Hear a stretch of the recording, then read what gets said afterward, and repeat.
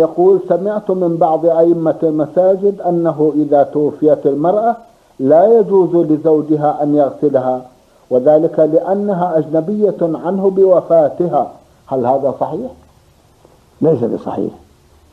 الصواب أن له غسلها إذا ماتت، ولها هي أيضا أن تغسله إذا مات، لأن السنة ثبتت بما يدل على ذلك.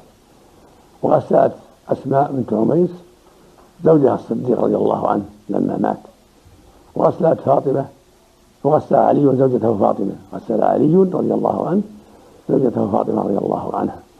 فالمقصود أن تغسيل الزوج لزوجته والزوجة لزوجها أمر لا بأس به، لأنه أعلم بها وهي أعلم بحاله، قد بقيت حرقة بينهما وهي العدة، فلا بأس ولا حرج في تغسيله لها وتغسيلها له. نعم. جزاكم الله خيرا.